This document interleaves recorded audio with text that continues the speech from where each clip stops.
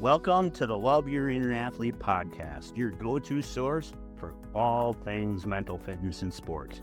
Whether you're an athlete, coach, parent, or professional, you will learn as you join us to dive into inspiring conversations with those who have worked to develop their mental fitness. You will hear from people who've put in the work as either an athlete, coach, parent, or professional. In each episode, we bring you discussions and expert insights on developing resilience, focus, and mindset. Discover the concepts of mental fitness and learn how to use it to create consistent, durable confidence in both sports and life. I'm your host, Hans Schulstead. Let's get started.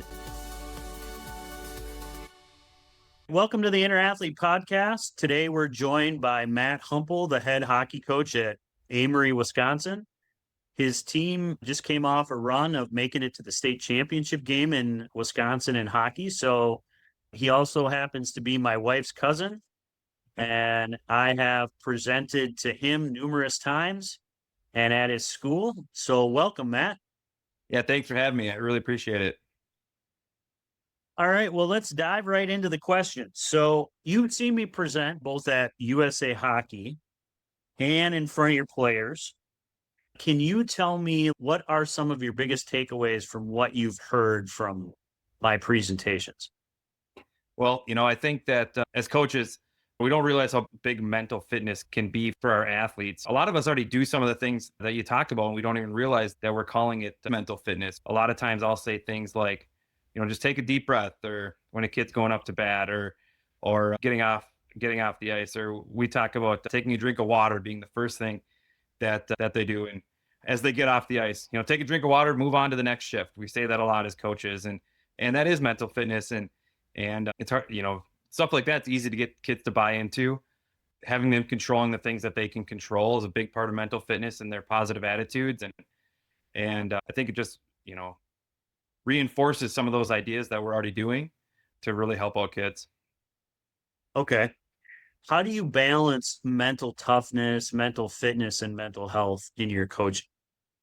Yeah, the thing I always think about when you talk about mental toughness, whenever I'm hearing, your presentations, I always think about the dad in the stands who's like yelling at the kids and be like, "You got to be mentally tough out there."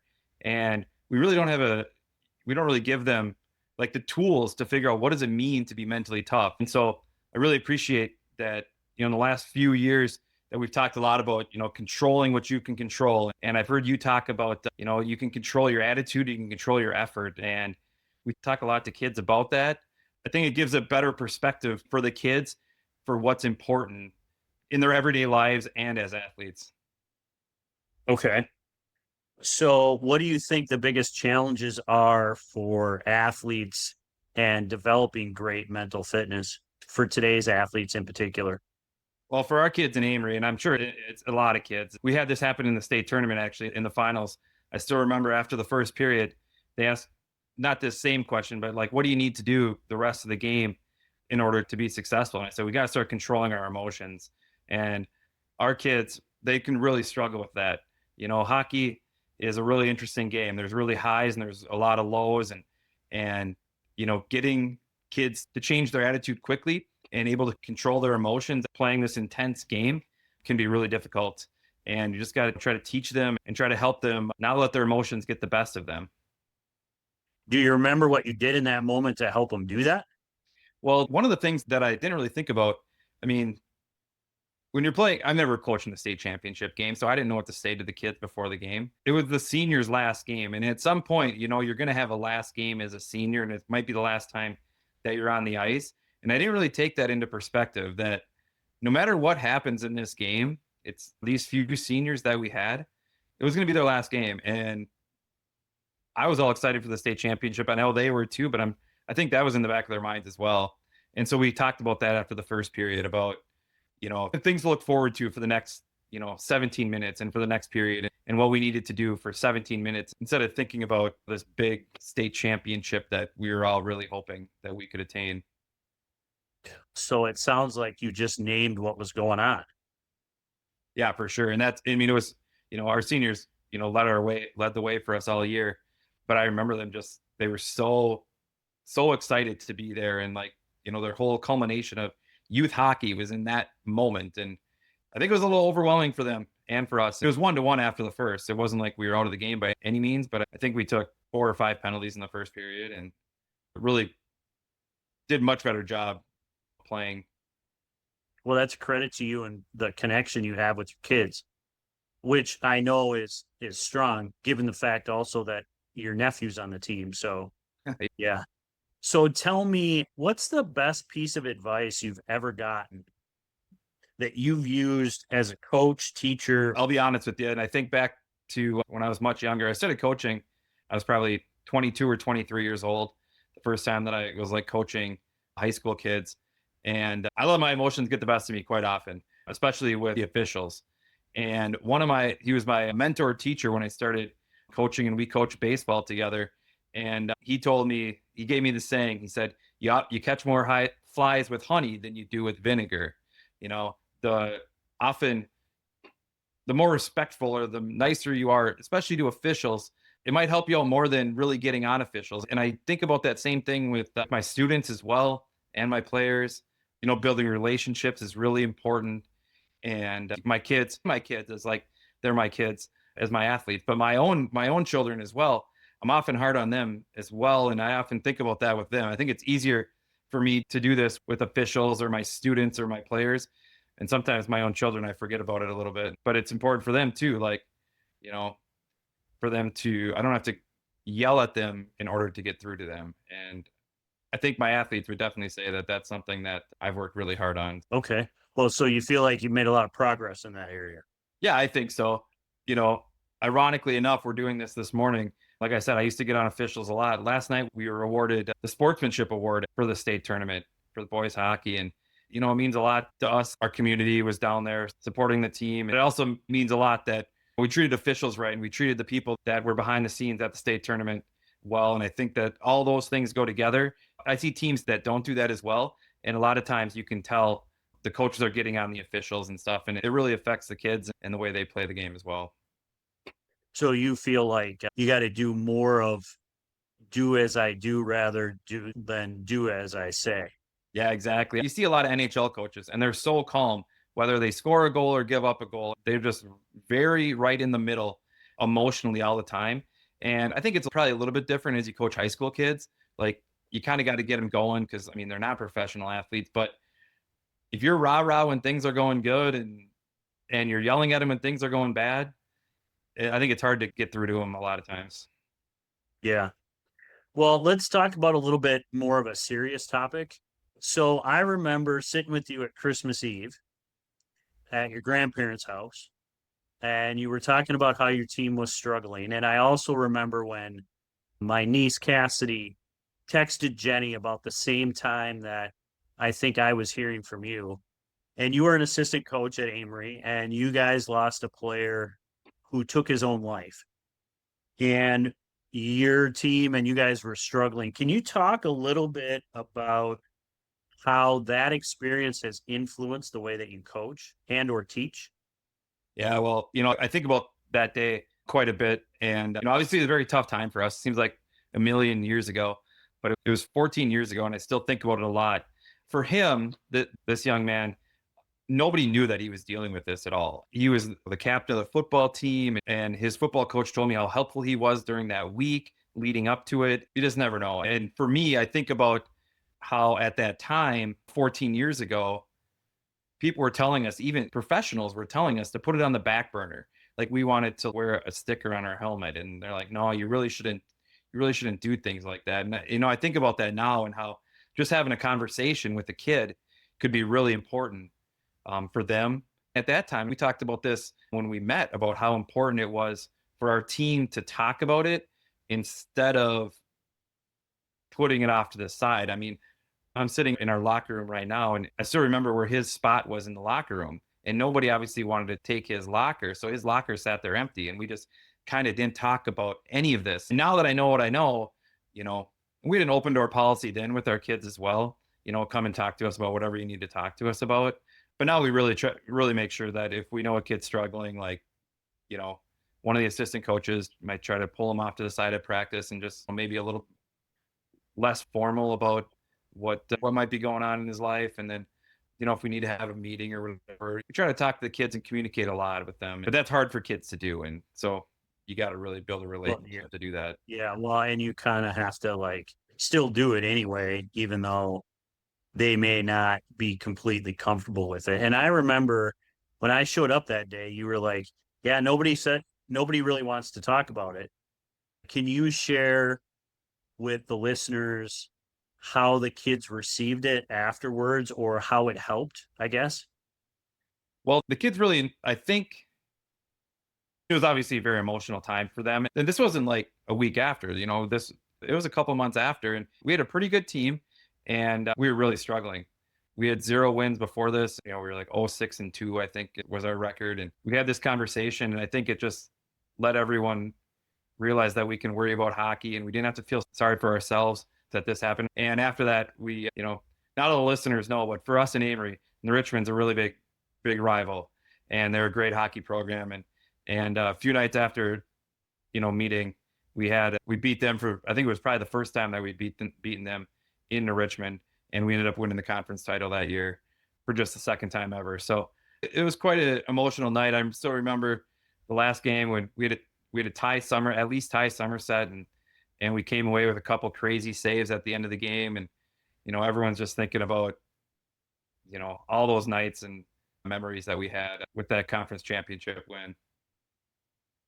So, what would you tell a coach based on that experience, like who might unfortunately face some kind of tragedy about like what did you learn from that experience that you hope other coaches would know?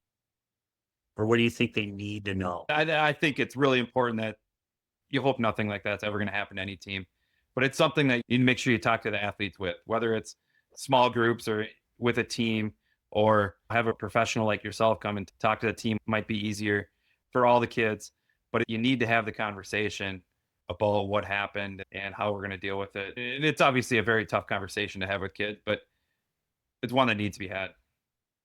Well, and I feel like every time I've been in a scenario like this, the biggest thing about having a conversation or having a professional come talk is that it normalizes what they're feeling. Because I think they all think they're alone in what they feel. Yeah, like it's never happened before. And obviously this is, yeah, I something. think, and I think when it's suicide for kids that are young, that it's a little bit different when you're an adult because you know that happens. But when you're a kid, it's way harder to wrap your head around it. Is it my fault? Is there something I could have done? I'm sure that a lot of the kids are thinking, I think that as a coach, like, you know, I saw this guy at Dairy Queen earlier in the week, and nothing seemed like a big deal. And then, a week later, this happens. And so you just think about, what could have been and what could I have done? And, in reality, there might not be anything. Well, and you've kind of touched on this in the other questions or your other answers, but like I know you have done a lot of work around and been involved in a lot of different things around mental health and suicide awareness. Tell me how you continue to talk to your players about that. We definitely talk a lot about life outside of hockey and how all these things might not be the end of the world. You know, we try our best to have open door policy with the kids as much as we can. Just let them know that if they're having these strong feelings, to make sure that they're having a conversation with an adult, or, it's hard to do it with your parents or your friends, but make sure you're talking to somebody. Okay. Let's move on to more sports, more of the toy department stuff. How do you talk to your players about handling failure, pressure, and all the noise that comes with social media? Yeah, well, I coach two different sports. So I've coached baseball and I've coached hockey for about 20 years. I feel like it's a little bit different in each sport. For instance, in baseball, the famous saying is if you fail 7 out of 10 times and you hit 300, you might be a Hall of Famer. So you really have to learn how to deal with failure in baseball. And we talk about that quite a lot. And, I got young kids now too. And when they're playing youth baseball, they're so worried about their stats. So you kind of got to stay away from that, because if you're really worried about your stats and trying to get a hit every time, you're going to drive yourself crazy. So what we do with our high school team, we use what we call quality at bats. And it's not something I made up, but it's something that we use where you can get a quality at bat a number of different ways. And it just shows that you're successful. You know, if you have a hard hit, or if you get a hit, or you have a long at bat, or maybe move a runner to the next base, or, you know, it's just something to, so you feel more successful after each at bat. And what we've seen by doing this is that kids will come back to the bench and they're like, that's a quality at bat, right? That's a hard hit, even when they get out. And I feel like they're worrying about the positive things that they're doing instead of worrying about the negative thing that came from whatever, you know, hitting it hard and still getting out. You can't control that in baseball. The other team can make good plays and get you out.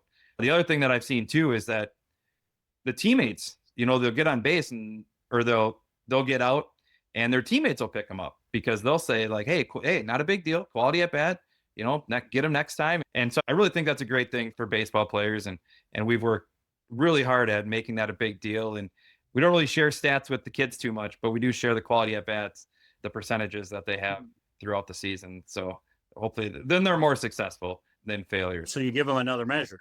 Right.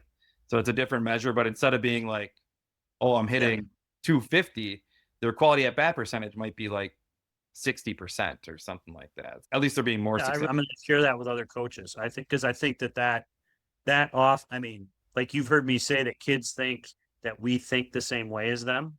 Yeah. And we actually, like, what you're doing is you're shaping their thinking in that scenario. Yeah. And they really enjoy it. Or like one of the kids is keeping the quality at bat chart, like one of the bench players. And they'll have a conversation about, well, do you think that was a quality at bat? And so I don't know. I really like it. It works great for us. And like I said, I didn't invent it, but we've tweaked it the way that we want to use it. Well, but then that also leads to discussions and idea sharing about how to create quality at bats or measure them. Tell me, last year, that run you made to state and all the way to the state championship game. I assume that's the first time Amery's been in the state championship game. I've been to state at all. So, okay. So how was that run? Well, it was really interesting because when I was in high school, Tim Henningsgaard was our coach, and he was the coach for many, many years. The last few years, he had a son on our team in high school. And you kind of knew that when his youngest son, Frederick, had graduated, this was going to be his last year. Last year was my first year coaching after Tim retired. So you were a rookie head coach and you went to the state tournament. Rookie head coach, 19 years as an assistant. So I'd been with the program for a long time. And Tim was great about, you know, allowing me to do a lot of things to be ready to be a head coach when it became the time that he wasn't going to do that. But the teams that we had his last few years were outstanding. We'd been to the sectional final. Last year was the fourth straight year we've been to the sectional final and lost all three of them. Every team that we lost to, two of them won state and one was the runner-up. So, I mean, we were right there all the years. And then last year, the sectional got changed around a little bit. So we finally had our chance to break through after losing many good players from the previous teams. So not many people thought that we had a chance to do it. And you can always use that rallying cry as a coach. Like, the only people that think we can do it are the people in this locker room, you know? And we kind of had that attitude at the beginning of the season. And we didn't do so hot. We were younger. We were 500 probably around the first of the year. But we played a pretty tough schedule. Our first game of the year was against Richmond, who was obviously a great team. And then we played Tomahawk, the team that won state. That was our second game of the year. So it's a pretty tough way to start the season with, you know, after we graduated 10 seniors. So we really battled early on, and I knew that if we could keep it going, that we'd be all right. And then we had our holiday tournament, and things kind of just fell apart in our first game. A bunch of kids were sick. Like, two of the kids didn't even make the trip over to Wausau. We had a band trip. Our band always goes on a trip, and those kids were gone. And so we literally went over there with 13 skaters and one goalie. And so the first night was pretty. It's a band roster. And so the first night we were playing Sheboygan, and they were a good team, but they kind of took it to us. And all the kids were just kind of beside themselves, and they were getting on each other because I don't think anybody was feeling great. I think everyone was kind of sick, and you know how you get when you're sick, you're just ornery. And that's all it was that game. We had a coming to moment where we sat in the locker room for a little bit longer after the game and just had a conversation about this. Then we went back to the hotel and we swam, ate pizza, and hung out for a day or so. The coaches sat in our room and we had some conversations about the things that we wanted to change. And we made a small change with our lines and made a small change with our team. And it was a turning point of the season. I think from that point on, we were 19-2, and it was pretty crazy how things just came together after that night. So when did you know you were capable of making a run? Well, I always knew that we could probably do it. When you're 500, you're not so sure, but we hadn't played all the teams in our conference. We'd played a couple non-conference teams that were really good as well. And then we came and I think we shut out Baldwin, and Baldwin's always a good team in our conference. And then a couple days later, we shut out Somerset, and the Somerset's one of the teams we beat at state. So it was about that point where I looked at the assistant coaches and I was just like, this might be something that I don't know what we're going to do next. And we won some close games. I shouldn't say we won a lot of games in a row, and we got to the end of the season, and we had this long winning streak. And for us to win state, we're gonna have to win like 19 games in a row. And we had played really good for a long time, and we played Black River Falls, who's a good team, but they're not a top team in the state, and they just kicked our butt. And as a coach, you always have one of those games where it's like, oh, we really needed that one. And the kids kind of changed their mindset after that game. And they're like, all right, one game at a time. And after that game, we won. Gosh, I don't know how many games we won in a row after that before we lost in the state championship game. So, but we played a lot of. Well, my next question is, what did you learn the most from in that experience? Well, for this team, I needed to keep things as simple as possible. And I wanted to keep repeating what we were doing. So I'm sure a lot of coaches do this, but before the game, I always go in and we talk about the 3 keys to the game. And we talk a lot about, we decided instead of just listing all these things that we want to do, let's talk about 3 things. And we talked about 3 things for the rest of the season. The first one was, we got to do the little things well. And little things could be a lot of different things for a different kid. It could be that, if you're a hard grinder, the forechecks are your little thing. Or if you're a defenseman, being tough in front of the net, or if you're a goalie, making the first save, or whatever it is, the little things was important for each kid. And they kind of all knew what that meant for them. The second one was to be a great teammate. When this team was, and any team, I shouldn't say just this team, any team, I see it with other teams too. When they're getting on each other, they don't play as well. Getting on a guy that's coming off the ice, they're not worried about their next shift. So that was one of the things that we really needed to talk about, is being a good teammate on and off the ice. And we made a point of it in practice. I think that was a big one. And the third key to our success was having fun. We're all here to have fun, no matter how the game goes. Kids love playing hockey. And if you can keep reiterating that to them, I think that a lot easier for them to go and play well. Okay. So what's a go-to mental fitness strategy that you use with your players? One of them that we've used quite a bit is red lights and green lights. If a kid things are going really well, it's like they're hitting the green lights at the intersection every single time. I always say, you got to get back to green light.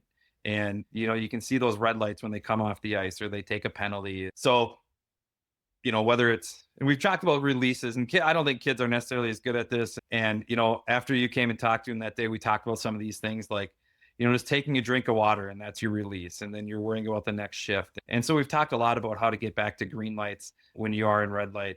But sometimes that can be really hard for kids. But that's one thing that if we say that, the kids know exactly what we're talking about. Oh, yeah. Well, I think that's important, and the importance of it. And I remember you talking about that way back in the day. And that's the other thing that I've seen, is that if there's repetition and a continual reinforcement of these concepts, then kids remember to use them and remember what that means. And then that takes them back to that place. Whereas if you never talk about it and then you say, hey, green, you get back to green, but Yeah. you've never referenced what that means, then it doesn't work. Yeah. Well, Last question. So how do you handle the pressures and stress of coaching in today's sports environment? yeah, this is a big one because with both my family and my kids, we're all really busy and we got a lot going on. And people often ask me, they're like, how can you handle all this? And for me, it just comes back to 2 things. The relationships with the kids, teaching them to enjoy the experience. I think that that's a big deal. And if I can do that each day and realize why I'm coaching, like the wins and losses are important. Like we've talked a lot about the state championship, playing in the state championship and runner up. And obviously that meant a lot to our program and our community, but it's all the other things that go into it as well. seeing the kids at the hotel and going out to eat with them on those weekends and just some of the things that the kids never got to experience. For me, that was really important too, is going to state and some of the memories that you can create in hockey and lifelong friendships. I mean, the people that I golf with now are the same people that I played hockey with in high school. So for me, that makes it a little less stressful. And I don't have to worry quite as much about the wins and losses. And it's maybe easier to say that when you're winning. I do think it's really important to concentrate on the kids and the relationships with the families and the community and just enjoying the experience of coaching. Well, and you're a teacher in the school, right? Well, and that's true too. I grew up in Amery. I teach eighth grade, so I get to know a lot of the kids before they get to high school. And now that I have young kids, I know a lot of the kids in the youth program too. So it's really fun to see them each day and grow and learn. And whether they're learning math or they're learning the forecheck or how to get a bunt down. I mean, there's a lot of different things that go into this for us. Yeah, well, the other thing that I'm thinking about right now too, as you're talking, is like, even though the last 2 years Hobie hasn't really been able to skate, just how like important and grateful I am that we get to do that. Like we get to skate together every Christmas Eve day. All right.